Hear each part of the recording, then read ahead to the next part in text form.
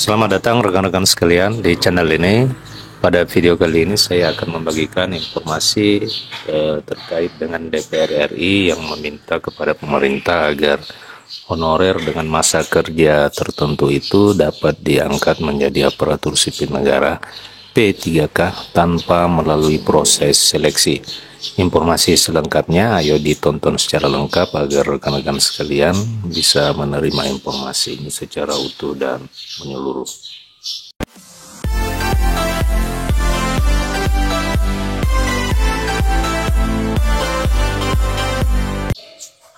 Wakil Ketua Komisi 2 DPR RI, Junimar Girsang, meminta kepada pemerintah melalui Kementerian Pendayagunaan Aparatur Negara dan Badan Kepegawaian Negara agar segera mengangkat para tenaga non-aparatur sipil negara dengan masa kerja telah 5 tahun ke atas untuk menjadi pegawai pemerintah dengan perjanjian kerja tanpa melalui proses seleksi.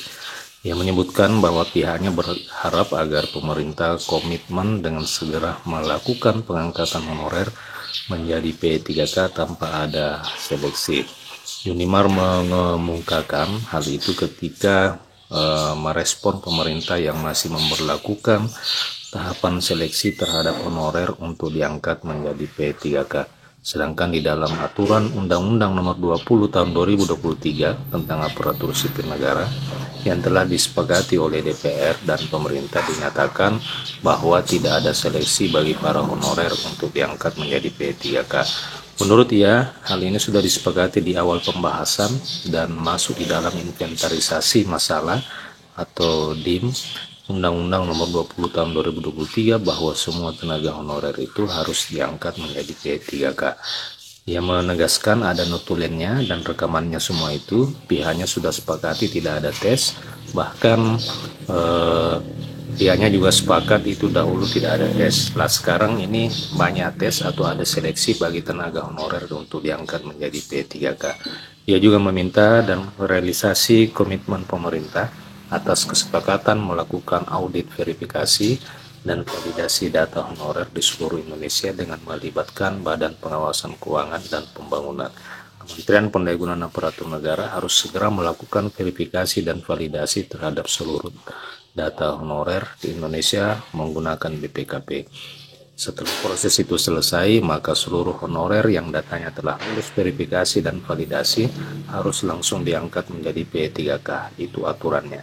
Ia pun memandang penting segera melakukan verifikasi dan validasi data honorer di Indonesia, sebab saat ini banyak tenaga honorer di daerah yang telah mengabdi lebih dari 5 tahun.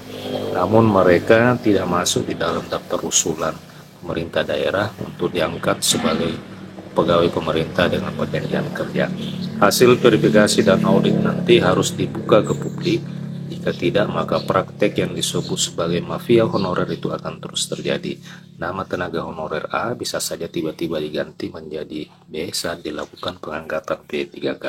Untuk itu, ia pun meminta kepada pemerintah, khususnya Kementerian Pendayagunaan Aparatur Negara dan BKN, agar menjalankan komitmen penyelesaian honorer di tanah air secara konsisten. Kemenpan harus jemput bola dengan masalah ini, termasuk bagaimana dengan nasib Satpol PP, guru, tenaga kesehatan, tenaga pendidikan, tenaga kepolisian, dan instansi lainnya.